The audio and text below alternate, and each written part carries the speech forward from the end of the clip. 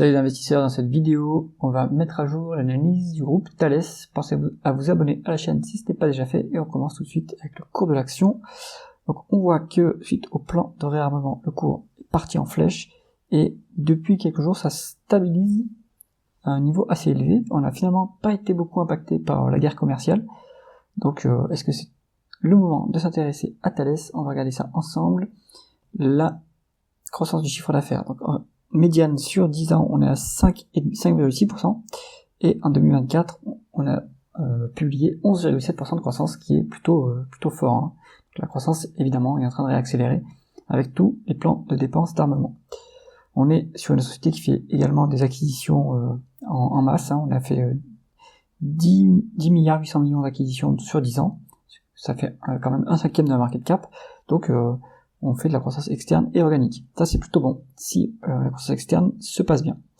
On est sur des taux de marge en augmentation, donc on bénéficie du levier opérationnel et d'une meilleure capacité à monter les prix. Donc ça, c'est excellent. On voit que le taux de marge net, lui, monte un petit peu moins. Bon, donc en tout cas, c'est plutôt stable, donc c'est rassurant. On est quasiment au plus haut sur 10 ans, même sur le taux de marge net. Donc c'est pas si mal que ça. On n'est pas sur un dossier à forte marge. Maintenant, est-ce que les free cash flow sont plus élevés? Oui, donc on est plutôt sur une société qui génère beaucoup de free cash flow. Maintenant, vu que la croissance est en train de revenir, il faut s'attendre à ce que les free cash flow baissent par rapport aux bénéfices, enfin, qu'ils soient plus au même niveau qu'avant, puisqu'on va avoir besoin de faire de la dépense en capital. En tout cas, sur les marges, on est qualitatif. Ensuite, on va regarder la conversion des bénéfices nets en free cash flow. On est sur des free cash flow plus élevés que les bénéfices nets. Alors peut-être que ça va changer avec les plans de dépenses en capital, ça reste à voir, mais on a quand même 18 milliards de free cash flow supplémentaires par rapport aux bénéfices nets. Donc est-ce qu'on est aidé par le BFR? Oui, pour 10 milliards 720 millions, donc excellent, hein, l'entreprise a de plus en plus le pouvoir de faire payer ses clients avant qu'elle ne paye ses fournisseurs. Très bien. Ensuite, est-ce qu'on a une dépense en capital qui est moins élevée que dépréciation amortissement? Oui, légèrement, pour 3 milliards. Donc, est-ce que ça veut dire que l'entreprise n'investit plus dans l'avenir, ou est-ce que ça veut dire qu'elle a changé de business model et qu'elle a plus besoin de faire autant de dépenses en capital? Ça reste à voir. Analyser ça dans l'allocation du capital qui vous est donnée par le management. Et ensuite, est-ce qu'on a des other non-cash items? On en a pour 3 milliards 250 millions. Donc, vous avez une bonne partie de l'explication. Si vous voulez bien tout recoller, allez jeter un œil dans le tableau de trésorerie. Pour valoriser l'entreprise, s'il n'y a pas de dette, on utilisera les free cash flow qui représentent mieux ce que gagne réellement l'entreprise.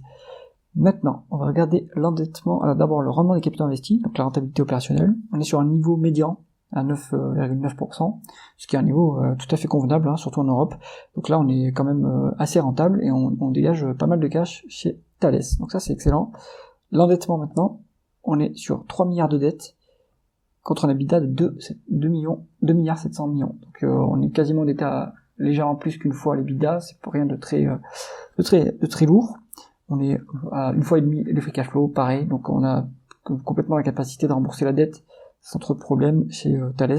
Et en plus elle baisse depuis quelques publications, donc c'est pas si mal. La rémunération des actionnaires maintenant. On va regarder le dividende, on est sur un dividende de 708 millions contre des free cash flow de 2 milliards 100 millions, donc on verse un tiers du dividende en free cash flow, on a largement de quoi continuer à augmenter, comme ça semble être le cas depuis quelques années, on augmente structurellement le dividende. On a en plus des rachats d'actions depuis 2022, donc ça c'est pas mal. Au global, ça nous donne un rendement d'actionnaire qui est à 1,90%. Donc ce rendement d'actionnaire, il a quand même beaucoup baissé parce que on a surtout la valorisation qui a beaucoup monté sur Thales. Le marché anticipe des plans de dépenses d'armement, et donc évidemment il se doute que ça va faire monter la croissance de Thales.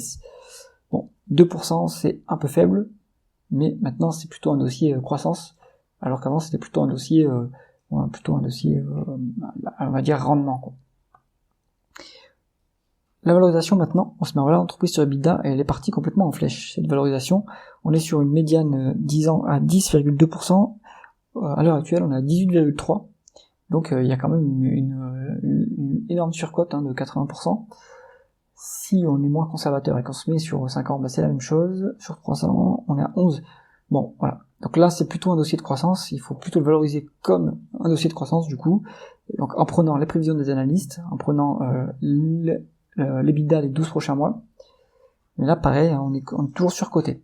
En fait, ça va être la conclusion du dossier. Tout le marché a baissé à cause de la guerre commerciale, sauf Thales.